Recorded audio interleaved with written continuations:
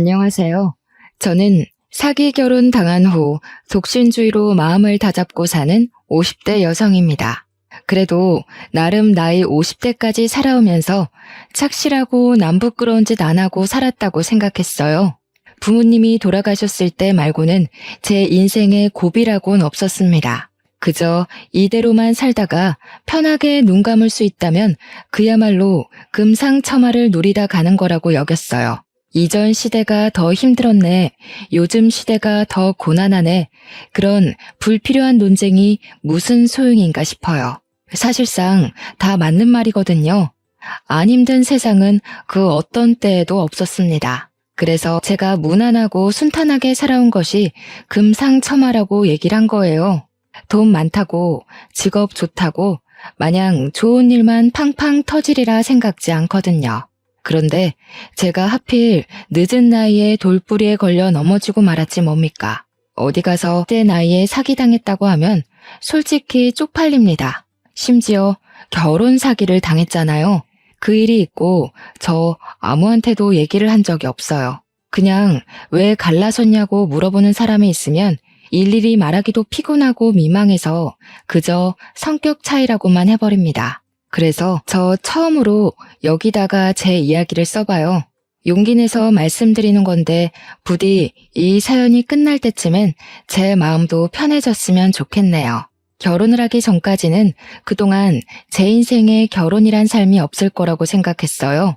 그런데 다 늦은 제 나이에 한 줄기 빛처럼 찾아온 남자가 있었고 그 사람 덕분에 저는 처음으로 웨딩드레스를 입어봤습니다. 비록 결혼이 늦었지만 그래도 노후는 사랑하는 사람과 해보지 못한 추억을 쌓으면서 단란하게 살 수 있겠구나 기대를 많이 했었어요. 그렇게 인생 최대의 행복을 누릴 생각에 기분이 들떠있던 제가 결혼하고 난 후 바로 한 달 만에 이혼을 하게 될 줄 누가 알았겠습니까? 저는 조선소 주변에서 작은 호프집을 하던 사장입니다. 조선소 사람들이 퇴근하고 자주 찾는 가게라 매출이 잘 유지되는 편이었어요. 그곳이 오지랑 다름없는 곳이라서 젊은 사람들은 그저 집 일만 강제로 할 수밖에 없는 위치에 있었죠. 그렇다 보니 제 호프집은 저녁 시간에 많이 붐볐습니다. 거기서 남편을 만나 제 인생에 없을 줄 알았던 연애를 하게 된 거예요. 놀랍겠지만 저는 30대의 연애를 마지막으로 10년 넘게나 남자를 못 만나봤습니다. 그래서 남편을 만나 차곡차곡 쌓아가는 설렘이 너무 오랜만이었고 그 때문에 더 눈이 멀어버렸던 것 같아요. 제 기준에선 그래요. 콩깍지가 제대로 실 수밖에 없었죠. 저도 또한 그 오지 같은 곳에 친구 한 명 없었고 일하는 것 아니면 집에서 혼자 적적하게 보냈으니까 애인의 존재는 제게 삶의 원동력을 주었어요. 그래도 그동안 어디 돈 쓸 곳이 없어서 모으기만 했던 돈이 제법 많더라고요. 목돈 묵혀둔 통장이 몇 개 됩니다. 어쨌든 제 남편은 저보다 연하예요. 저는 50대인데 남편은 40대인 정정한 사람이었죠. 처음엔 그런 사람이 같은 또래를 만나지 않고 왜 나한테 관심을 보였을까 궁금하긴 했어요. 그런데 남편이 알아서 말해주길 제가 50대로 안 보인다고도 했고 또 자기는 마음이 잘 통하기만 하면 여자 나이는 전혀 신경 안 쓰인다고 하더라고요. 제가 여자라는 걸 오랜만에 느끼게 해준 남편의 달콤한 멘트가 제 하루를 통째로 뒤흔들었어요. 남편이랑은 주로 제 호프집에서 데이트를 했습니다. 마땅히 갈 곳도 없고 호프집에서 맥주 한 잔씩 하면서 서로에 대해 묻고 답하는 시간을 갖는 것만으로도 즐거웠어요.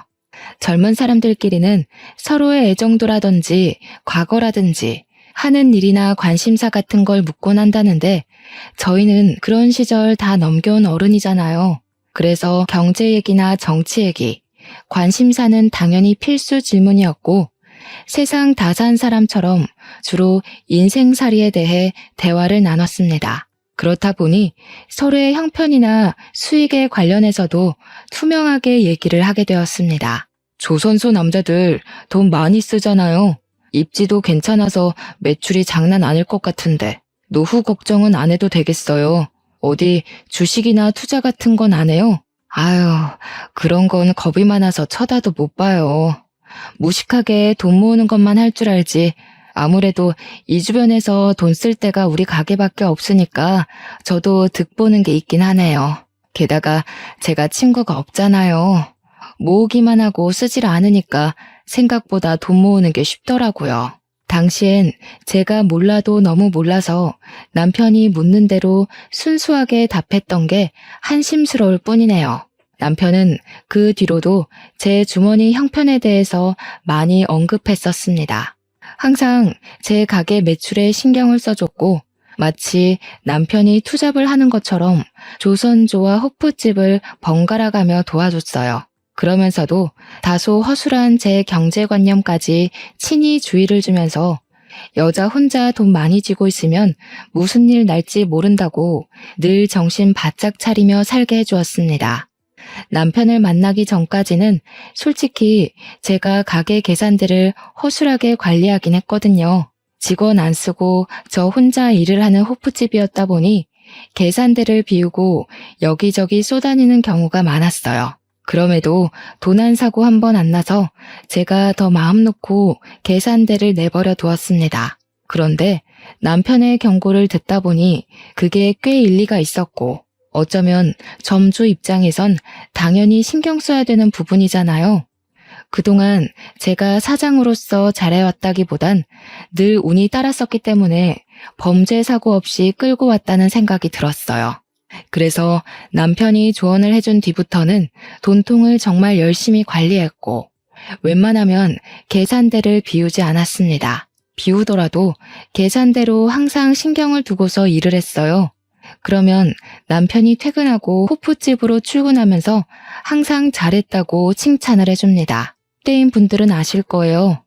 나이를 그렇게까지 먹으면서 사실 누구한테 칭찬을 해본 적은 있어도 칭찬을 받는 건 까마득하게 오래되었을 나이잖아요. 저도 마찬가지였습니다. 남편이 저더러 허투루 안 살고 돈 착실하게 모은 게 멋있다고 칭찬을 해줄 때도 많은 도파민이 분출되었어요. 노후 준비 다 되어 있고 자기 일 열심히 하고 예쁘기까지 한 여잔데 도대체 왜 여태 솔로였을까? 아무래도 나랑 만나라고 하늘이 점지해줬나 봐요. 저더러 선희 씨 남은 세월 든든하게 지켜주라고 선희 씨를 혼자 둔 것 같은데요. 그땐 정말 남편이 오로지 제 걱정뿐이라 생각하고만 있었습니다. 또 이건 이제야 말씀드리는 건데 남편한테는 이혼 경력이 있어요. 전처가 바람을 피우는 바람에 소송에서 갈라서게 되었다고 했습니다. 그런 상처를 가지고 있는 사람이라 그런지 한 번씩 저보고 전처랑 너무 다른 사람이라서 좋다고도 하더군요. 제 나이면 솔직히 초혼인 남자 만나기 힘들지 않습니까? 남편이 한 번 갔다 온 사람이라고 해서 그게 제 마음에 걸림돌이가 되지는 않았어요. 그때만 해도 제가 남편한테 너무 빠져 있었고 저를 정신 차리게 해줄 가족이라든지 친구라든지 아무것도 없는 상태였거든요. 친오빠가 하나 있긴 한데 다른 지역에 살다 보니까 솔직히 명절에 얼굴 보는 것도 힘들어요. 벌써 안 보고 산 지가 한 3년은 되었습니다. 가끔 오빠가 문자로 안부 남겨주는데 가족끼리의 소통이 끝이에요. 그래서 남편이 제게 정식으로 청혼을 해주었을 때 저는 그렇게 생각했어요. 제게 친구가 생겼다고. 함께 인생을 즐길 수 있는 가족이 나타났다고 말이죠. 단순할지도 모를 청혼이 제게는 그런 여러 가지의 의미를 심어주었습니다. 저는 남편의 그런 뜨거운 마음이 고마웠고 이제 그만 외롭지 않게 사랑받고 살고 싶어서 남편의 청혼을 한 번에 응답했던 겁니다. 남편의 시부모는 돌아가신 데다가 외동이라서 인사드릴 어른이 없다고 했어요. 저도 부모님은 일찍 돌아가셨고 오빠만 있으니까 오빠한테만 인사를 시켜주려고 했습니다. 아마 오빠가 놀랄 거예요. 연락 뜸하다가 갑자기 결혼을 한다고 하면요. 그래도 제가 혼자 지내는 걸 걱정한 오빠는 저의 결혼을 환영해 줄 거라고 믿었습니다. 그런데 문제는 남편이 오빠 만나는 것 자체를 곤란해하더라고요. 저더러 그냥 양가 인사 없이 결혼하면 안 되겠냐고 하는 거 아니겠어요? 그래도 결혼은 제법 큰 행사인데 친오빠 모르게 한다는 건 좀 그렇지 않을까요? 나도 오빠랑 엄청 오랜만에 만나는 거라 어색하긴 매한가지예요. 하룻밤 자고 오는 것도 아니고 잠깐 인사만 하는 건데 안 되겠어요? 그 말도 맞긴 해요. 그런데 내 생각은 우리가 20, 30대도 아니고 사실상 일찍 결혼하고 일찍 애를 낳았다면 양가 부모 입장으로 살만한 나이잖아요. 충분히 저희 알아서 인생을 결정지을 수 있는 나이인데 젊은 애들처럼 귀찮은 절차는 밟을 필요가 없지 않나 싶어서요. 남편은 나이 핑계를 대면서 양가 인사는 생략해도 될 것 같다는 의견을 피력했어요. 남편 말도 100번 이해해서 생각해보면 그럴듯하더라고요. 단지 조금 서운하고 망설여졌던 건 저는 초혼이라 모든 게 다 새롭고 여기저기 축하를 받고 싶은데 남편은 저랑 두 번째 결혼이라 그런지 최대한 조용히 단출하게 식을 올리고 싶어 했습니다. 웬만하면 남편 의견을 존중해 주는데 이 문제만큼은 고민 많이 되었어요. 그래도 어쩌겠어요. 생각해보면 남편한테는 두 번째 결혼식이라서 주위 사람들에게 또다시 청첩장을 보내기가 민망할 거 아닙니까? 최대한 남편의 입장을 이해해보려고 노력했고 시간이 가다 보니 정말로 이해가 되더군요. 그래서 저희는 필요한 사람들만 불러서 저희끼리 작게 식을 올리기로 결정했어요. 결혼식 하나 거창하게 안 한다고 저랑 남편의 사이가 달라지는 건 아니잖아요. 스몰 웨딩이라 하더라도 저는 웨딩드레스를 입을 거고 남편 손을 잡을 거고 남편과 부부가 될 거니까요. 필요한 사람들만 결혼식에 부른다고 하면 결국 저희 오빠한테도 결혼 사실을 알리긴 해야 되지 않습니까? 상견례의 목적이 아닌 청첩장을 덜컥 보내야 하는 상황인데 막상 연락을 하려고 하니까 제가 하나 걱정되는 게 있더라고요. 저희 오빠 성격이 조금 불같다는 겁니다. 젊을 때 운동을 하던 사람이었던지라 힘쓰는 것에는 세상에 무서운 게 없는 사람이에요. 그리고 또 가까울수록 서로 지킬 건 지켜야 하는 사람이고 초면이더라도 예의 없는 건 못 참은 사람이죠. 항상 오빠가 제게 먼저 연락을 줬지 제가 하는 경우는 잘 없었거든요. 그런데 이번에는 제가 먼저 그것도 결혼 문제로 연락을 했는데요. 오빠한테 나 결혼한다고 문자만 살짝 넣었습니다. 역시 오빠한테 바로 전화가 오더라고요. 전화를 받은 오빠의 목소리는 한 톤 높아져 있었습니다. 한시도 흥분을 가라앉히지 않고 남편에 대해 궁금한 걸 마구마구 묻기 시작하더군요. 무엇보다 제가 결혼하는 게 오빠한테는 좀 많이 놀라운 소식인 것 같았어요.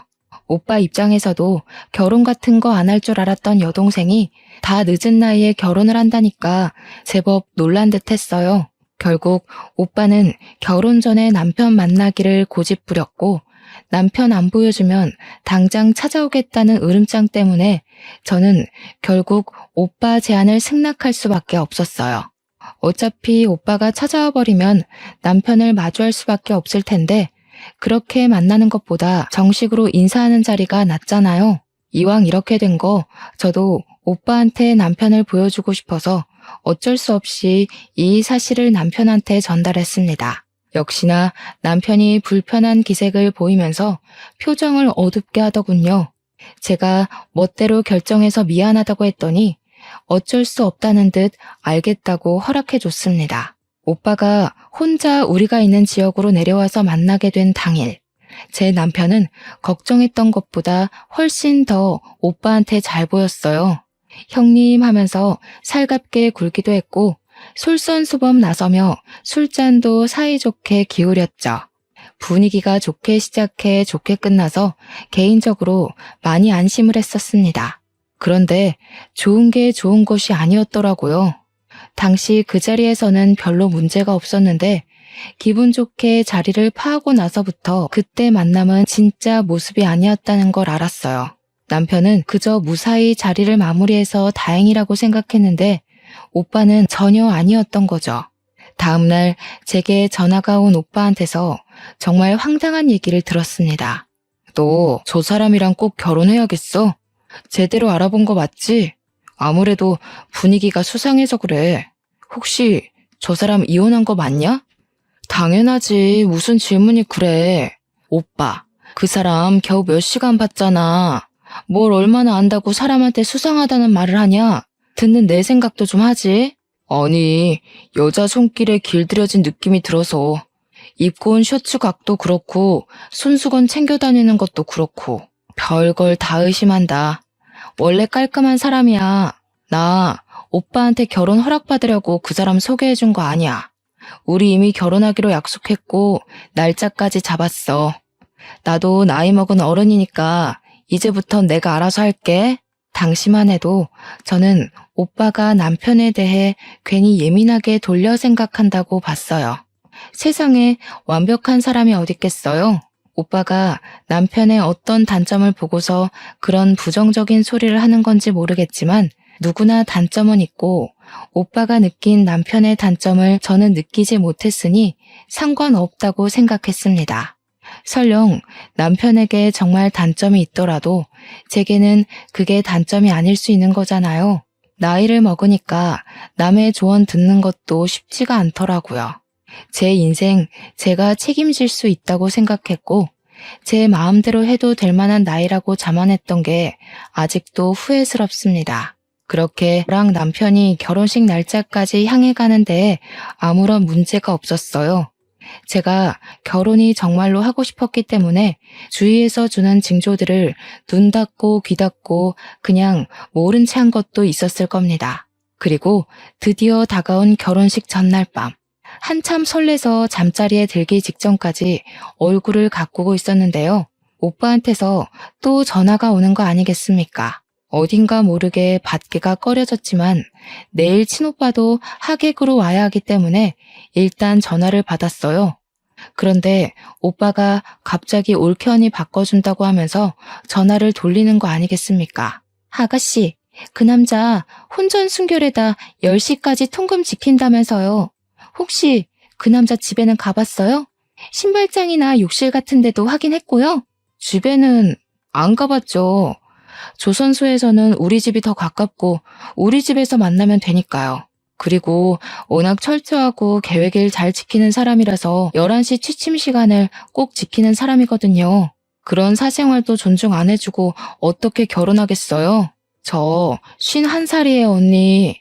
아이고, 이를 어째. 당연히 남자 집을 가봤어야죠. 그분이 이혼까지 했다면서요. 보통 그러면 전처가 드나드는 흔적이 남아있을 수도 있어요. 내일 당장 결혼하는 사람한테 이런 소리 하기 미안한데 이혼남은 사전조사를 꼼꼼하게 해야 돼요. 저 지금 기분 나쁘려고 하거든요. 미안한 거 알면 그런 무례한 소리를 하지 마세요. 제 신랑이 그렇게 마음에 안 드시면 그냥 내일 오지 말던가요. 계속 꺼림칙하다고 얘기를 하는 그들에게 오히려 내가 더 기분이 상해서 전화를 끊어버렸습니다. 결혼식 전날인데도 제 결혼에 부정적인 말만 해대는 오빠랑 올케 언니가 좋게 보일 수가 없지 않습니까? 그래서 친오빠랑 올케 언니가 제 결혼식에 오는 건 기대를 안 했어요. 그런데 의외로 축하해주러 와줬더라고요. 저는 그렇게 결혼식을 올렸고 하객들에게 감사 인사를 전한 뒤 신혼여행을 떠났습니다. 신혼여행은 남편의 추천으로 몰디브로 갔어요. 날 밝은 시간부터 어둑해질 때까지 정말 즐겁게 놀았습니다. 그리고 야밤이 되었을 때 이제 그만 호텔방으로 돌아가려고 했는데 남편이 갑자기 보기 좋은 전망대가 하나 있다고 거기 들렸다가 돌아가자는 겁니다. 저희가 같이 계획한 코스에는 없는 장소라서 그냥 남편만 믿고 따라갔어요. 남편이 향하는 곳은 인적이 정말로 드문 곳이었습니다. 남편 말로는 그곳이 전망대로 유명한 곳이었는데 사고가 나서 장기적으로 문을 닫고 있다가 폐쇄가 된 곳이라고 했어요. 그래서 그런지 가로등도 설치가 안 되어 있더라고요. 조금 무서웠는데 남편이 도착했다는 곳에서 걸음을 멈추자 엄청난 야경을 한눈에 볼 수 있었습니다. 우리나라 야경도 전망 좋은 곳에서 보면 참 예쁘던데 몰디브는 또 몰디브만의 느낌이 살아서 예쁘더라고요. 여기까지의 느낌은 저를 위해 전망대 코스를 준비해준 남편 배려에 대한 보답입니다. 즉, 남편 말대로 야경은 참 예뻤지만 솔직히 제 기준에서 끝내줄 만큼인지는 잘 모르겠다는 뜻이에요. 하지만 그것 또한 저와 남편이 다른 점이라고 생각하고 남편의 감성을 이해해주며 호응을 보였어요. 그때 남편이 커피 좀 사오겠다며 기다리고 있으라 하더군요. 저는 너무 어둡고 무서워서 같이 가자고 했는데요. 오늘 나 때문에 많이 걸었잖아. 여기도 굳이 안 와도 되는 건데 내가 고집 부려서 온 거니까 자기 고생 안 시키고 싶어. 조금만 기다려줘. 여기 건물 뒤에 카페 하나 있거든. 금방 다녀올게. 10분이면 돼. 그렇게 뛰어가 버린 남편은 다시 돌아오지 않았고 저는 그 길로 타국에서 남편을 잃게 되는 극한의 상황에 처하고 맙니다. 남편이 자리를 뜨고 한 1분 지났을까요? 아무도 없는 곳에 웬 파키스탄 외국인들이 나타났어요. 총 3명이었는데 그 남성들은 어기적거리며 제게 다가오더니 순식간에 저를 잡아 끌었습니다. 제가 최선을 다해 반항했지만 남자 힘은 이길 수가 없었어요. 소리를 질러도 주위에 인적이 없으니까 도움을 청하지도 못했습니다.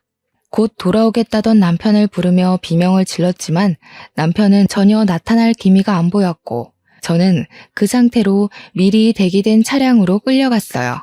속수무책으로 끌려가더라도 사람이 본능적으로 목숨에 위협이 생기면 말도 안 되는 힘이 나오지 않습니까? 그 순간 제가 그랬던 것 같아요. 친오빠가 그런 말을 한 적이 있어요. 호랑이 굴에 들어가도 정신만 차리면 살 수 있다고요. 그 위험한 상황에서 생각나는 건 우리 친오빠밖에 없었습니다. 오빠 말대로 정신을 차리고 보니 도망칠 수 있을 만큼 수두룩한 허점들이 보였어요. 아마 제가 여자라서 대강대강 잡고 있어도 괜찮다고 생각했나 봅니다. 그래서 저는 어릴 적 오빠한테 배웠던 호신술로 그들을 제압해보려고 했지만 그런 상황에서 호신술 같은 게 어디 바로바로 생각이 났겠습니까? 그냥 제 식대로 발등을 밟고 팔을 깨물고 들고 있던 가방으로 두들겨 패고 던져준 뒤에야 도망을 칠 수 있었어요. 그리고 남편이 있던 곳까지 불이 나게 돌아왔는데 카페에서 커피를 사온다는 남편은 아직도 없었습니다. 남편이 갔다는 카페 위치로 뛰어갔지만 이 주위에는 어디에도 커피 살 수 있는 카페가 없다는 걸 알았어요. 그때 정말 찰나의 순간으로 어떤 기억 하나가 떠올랐는데요.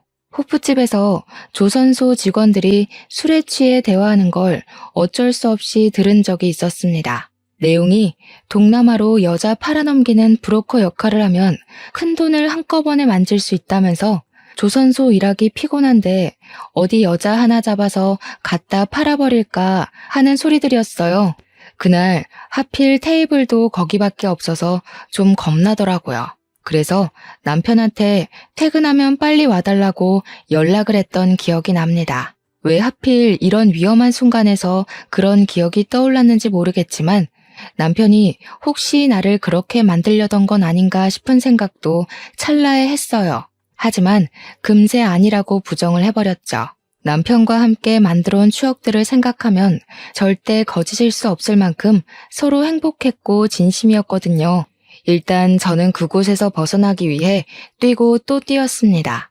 올 때는 남편이랑 같이 있어서 분위기 있고 좋던 거리가 순식간에 공포로 뒤덮인 순간이었어요.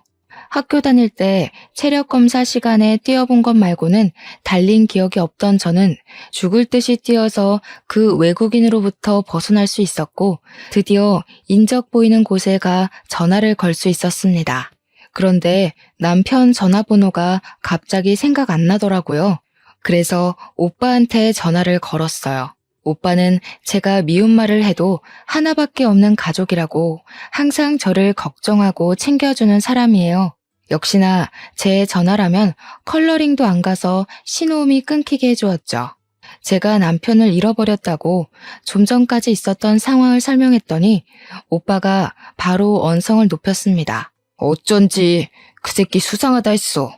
분명 그 새끼가 꾸민 짓일 거야. 진작에 사고 날 거라고 생각은 했는데 미치지 않고서야 이런 식으로 일을 벌인다고? 그 새끼 잡히면 내가 아주 그냥 일단 지금 바로 출발할 테니까 가까운 경찰서 가 있어.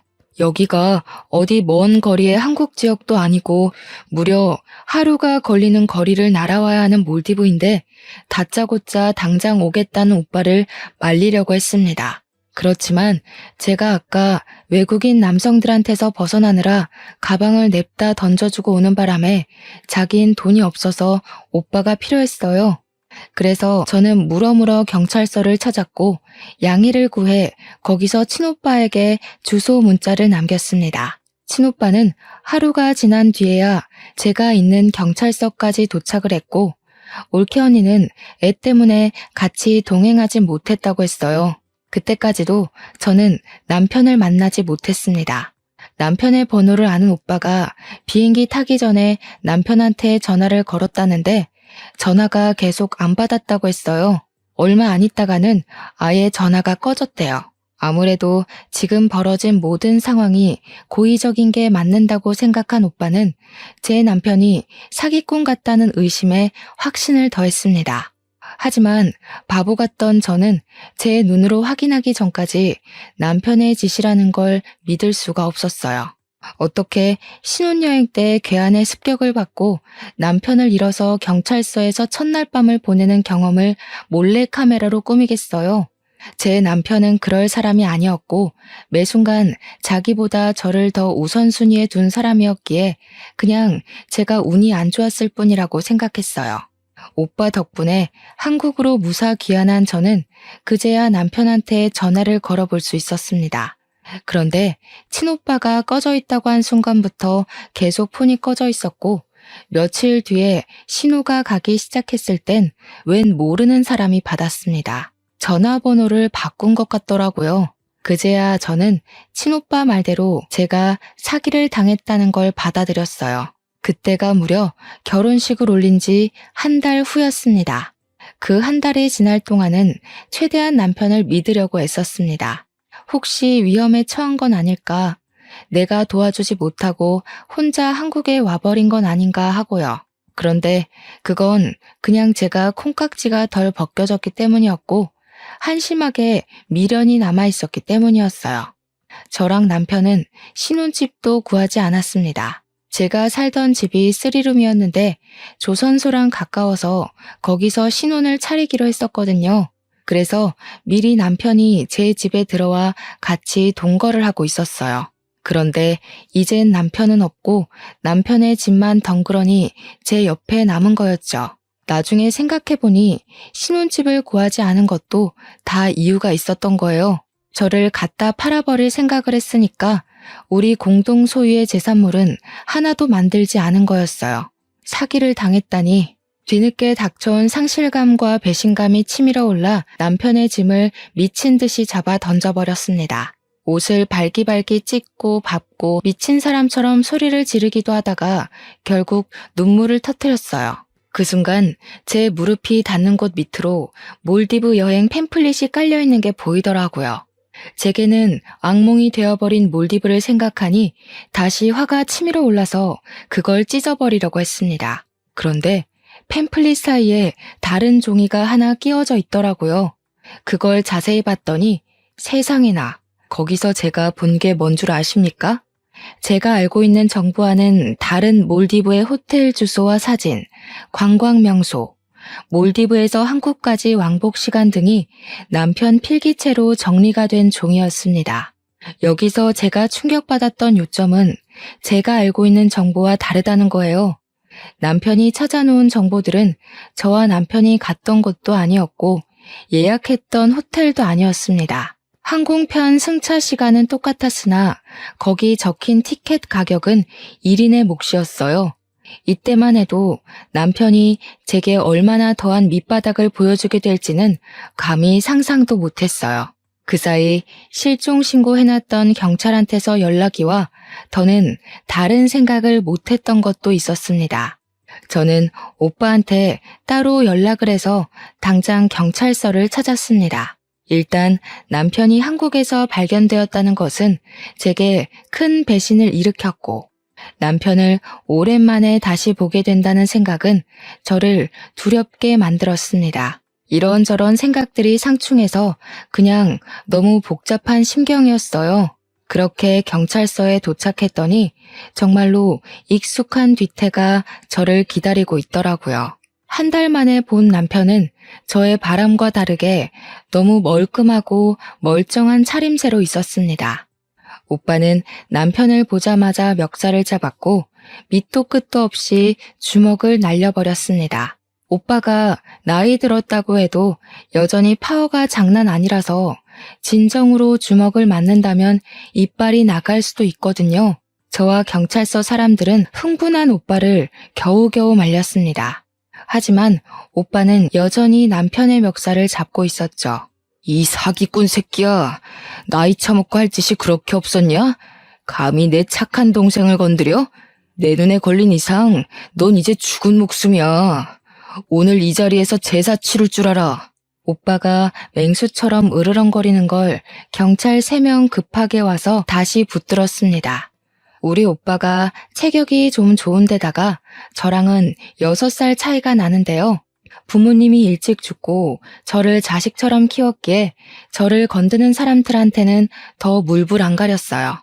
오빠가 한번 화나면 스스로 화가 풀릴 때까지 아무도 말릴 수가 없지만 이제는 말리고 싶지도 않았습니다. 그건 그렇고 저도 남편한테 가서 대체 이게 어떻게 된 거냐고 소리를 빽 질렀어요. 사기꾼 놈이 뭐라고 짓거리나 들어보고 싶었습니다. 한 달 만에 나타난 사람이 때깔 한번 좋다. 몰디브에 나 갖다 팔고 돈 받을 계획이었어. 처음부터 그럴 목적으로 나한테 접근했던 거냐? 내가 그때 얼마나 무서웠는지 알아?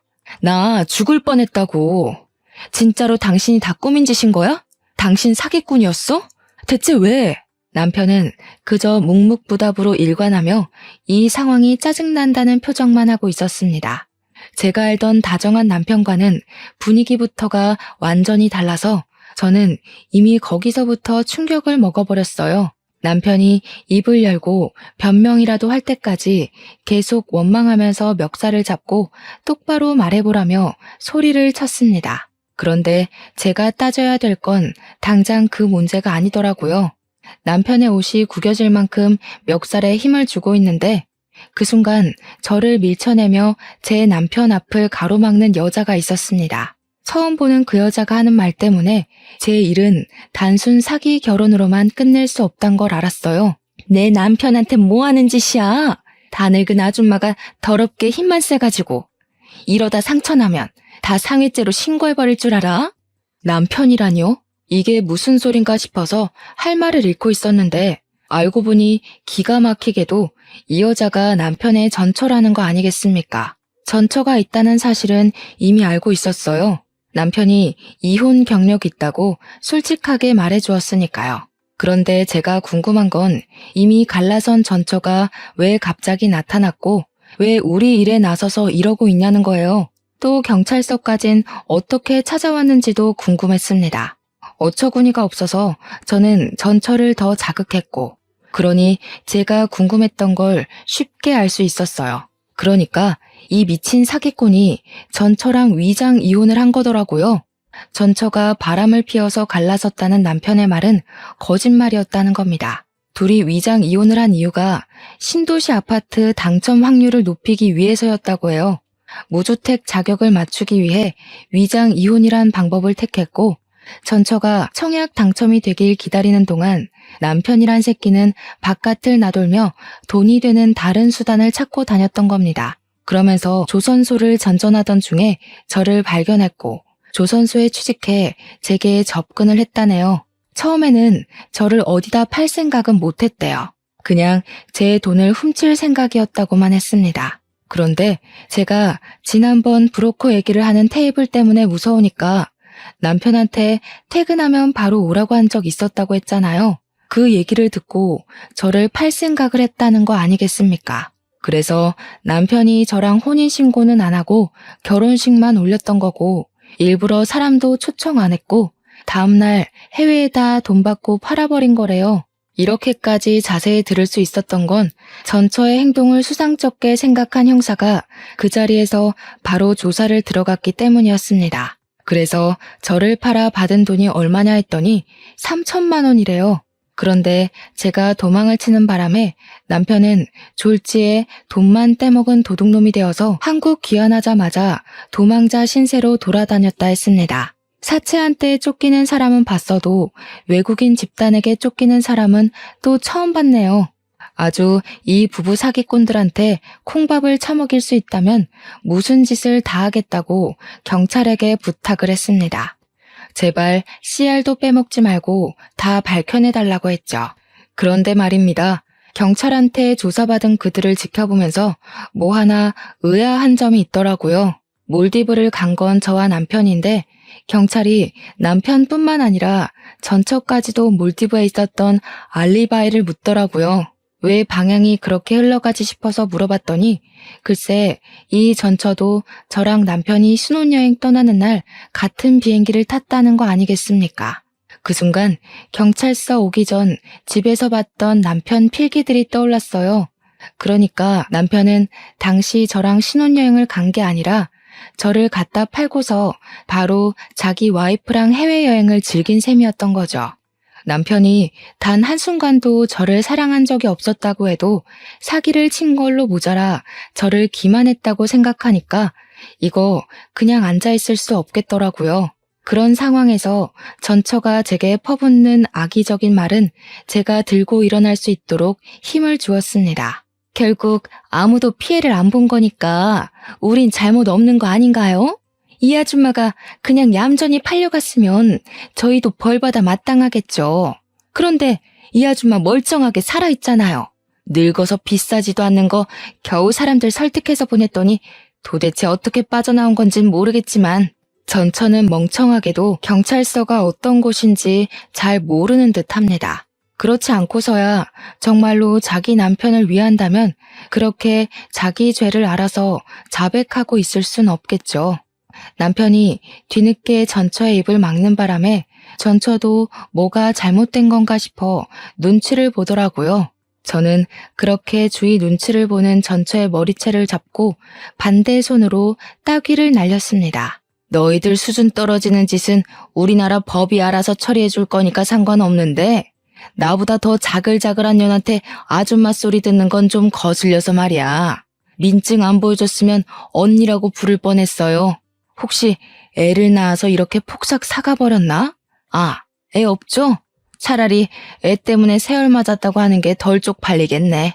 오빠는 행패를 너무 심하게 부려서 경찰서 밖으로 쫓겨났는데 그 상황에서 저 혼자 그들을 대응하고 있느라 솔직히 좀 겁나는 것도 있었습니다.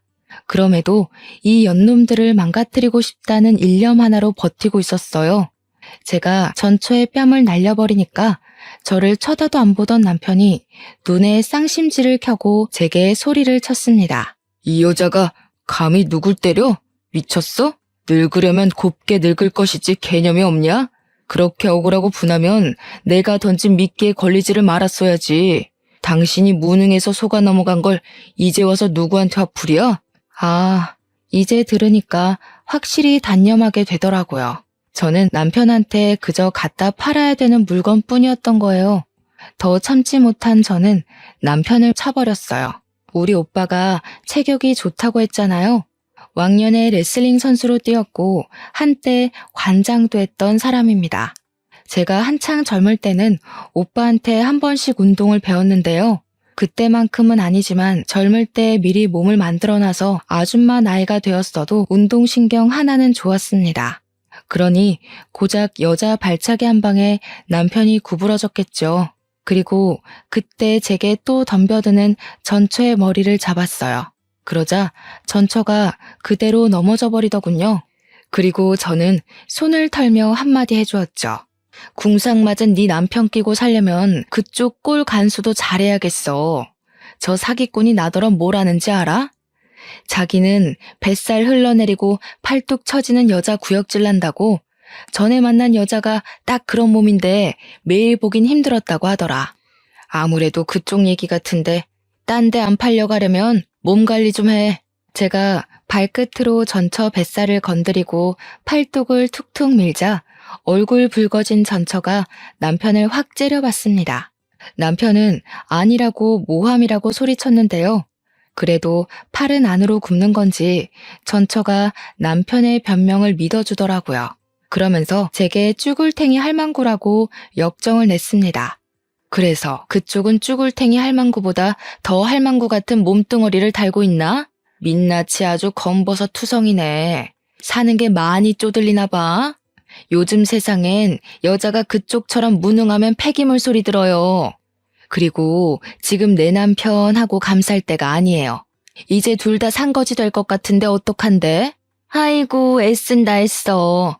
그러면 자기가 장난감 주제였다는 게 좀 위안되나 봐? 어떻게든 우리 남편 뺏고 싶어서 발악하는 것 같은데 꿈도 크시네요. 장난인 줄 아나 보네. 법률상 그쪽들은 이혼 상태 아닌가? 나랑은 사실혼 관계인데 그럼 그쪽은 그냥 불륜녀 꼴 아니겠니? 소송이 되겠지? 너 사랑하는 남편도 소송당해서 위자료 물게 생겼는데 어쩌냐? 게다가 브로커즈까지 자처했잖아. 처벌까지 받겠다?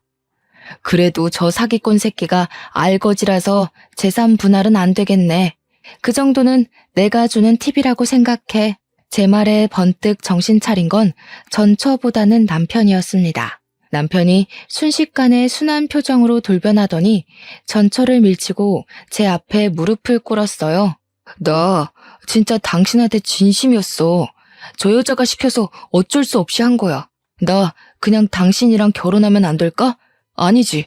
우리 아직 혼인 관계잖아. 저 여자랑은 이혼한 상태니까 그냥 갖다 버리면 그만이야. 내가 실수했어. 한 번만 용서해줘, 어? 아, 예. 그런 사람이 아까 전까지 전현 뒤에 숨어서 잘도 모른 척 하세요? 계속 그렇게 비굴하세요.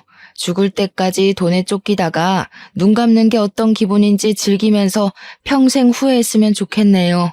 남편이 찌질하게 전처 탓으로 돌리기 시작하자 충격받은 전처가 남편한테 따지기 시작했고 그때부턴 둘만의 불파티였습니다. 저는 경찰서에 있는 김에 소송장들을 써서 바로 제출했고 그 둘이서 파티를 즐기라고 하고 나와버렸어요.